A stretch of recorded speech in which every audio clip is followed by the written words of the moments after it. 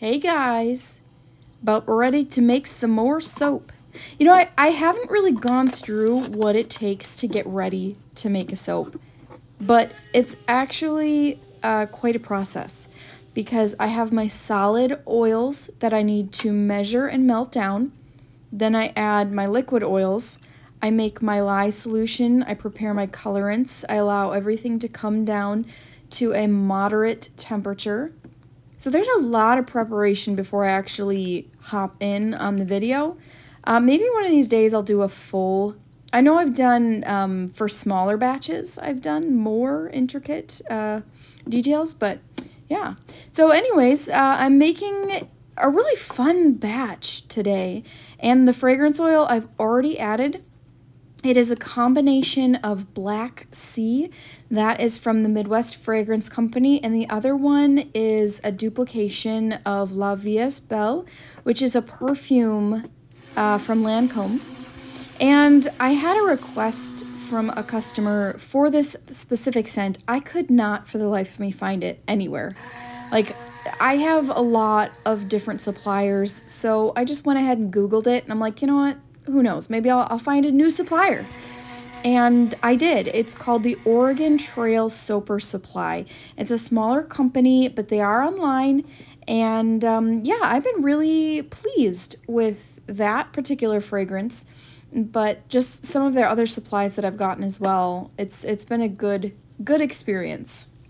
So Black Sea is a very deeply masculine scent, and La Vie Est Belle, obviously, it's a perfume duplication, so it's highly feminine. So the combination of the feminine and the masculine, it's absolutely explosive.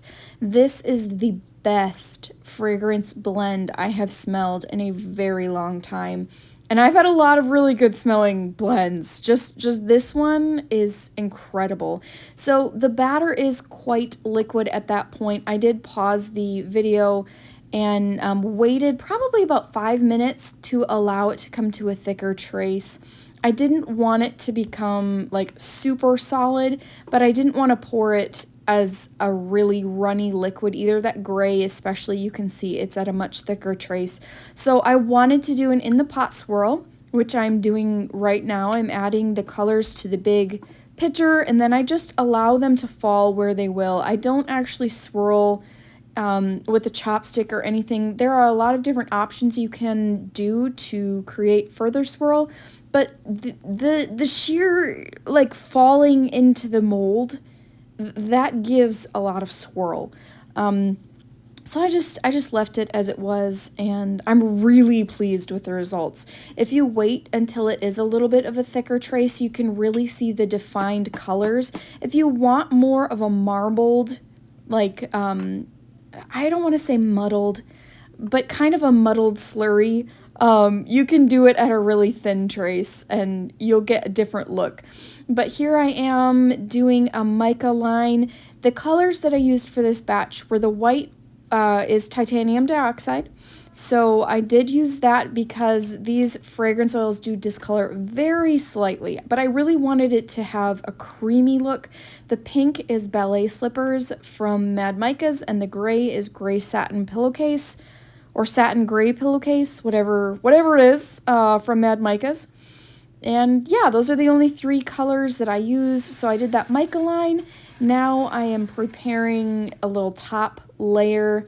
That bottom layer is quite set up. I did not stick blend that white layer until I was right about to pour it. That way it stayed nice and fluid. Even though it does have the fragrance oil in it, I did not blend that at all until I was right about to pour. That ensured that it wouldn't set up too hard while I was pouring that bottom layer. And then I also just waited a couple minutes to allow this top to set up because I do have gemstones for the top. And the thing with gemstones is you just need to make sure that top layer of soap is set up to sustain the weight of the gemstone, because you don't want the gemstone to sink too far in to the soap, or like it could literally get lost and just, it'd be a fun treasure hunt, like if you market it as, hey, buy this soap and you're going to be able to hunt for, a hidden treasure that has sunk into the soap. but that's not the look I'm going for here. So you can very faintly see those little marks on my purple mold, the silicone liner. I have those on there to mark where I am going to have my bars. So I do have a multi-bar cutter. If you've seen my other videos, you know that I have a large soap cutter that cuts a whole loaf at once. And so it's very important for me to place these gems right in the right place in order to use that large soap cutter, or else the wires would be cut or the gemstones would fall off, which I don't want either of those things to happen. So I have to place them just so. And those lines I just drew with a ruler and a permanent marker. So it takes 2 seconds to do, and it really is worth the extra time rather than guessing. Even if you cut by hand, even if you don't have a large soap cutter, cutting by hand, you kind of want to have relatively similar size bars. So having that marker line there does really help for cutting purposes. And these gemstones are rose quartz. I did get them on Amazon. Gemstones can run quite expensively, and if you are a maker and you'd like to put gemstones on your soap, awesome. I do always have a caution, a choking hazard thing, notification on the listings. Ta-da! There it is. I am doing my videoing on a different kind of way. I'm trying to play around with my video as well as my microphone to kind of increase the quality of my videos. But yeah, back to the rose quartz. They can get quite pricey, so if you are a maker and you want to add those, be sure to factor that into the price of your end product, because you don't want to lose money adding something glorious, but you want to make sure that's covered in the cost. So I have this for an upcoming collection, this batch, and so I named this batch Enchant because it goes with the theme, and the colors and everything really went well. I love beveling my soaps. I just love it. It's so therapeutic. I do a lot of this work late at night, and so the kids are in bed and I just kind of have quiet, and except the furnace is in this room, so it often is noisy on that factor, but I'm alone with my thoughts at least. So beveling is just a really cathartic experience. It's just beautiful. So here's the first shots. This is at nighttime, and here is the daytime picture in the filtered light of outside.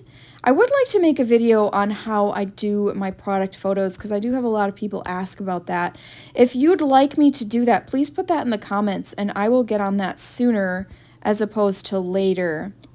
So thanks for watching, guys. As always, my name's Martha. I'm the owner and operator of Blue Haven Soapery, and thanks for being here, guys.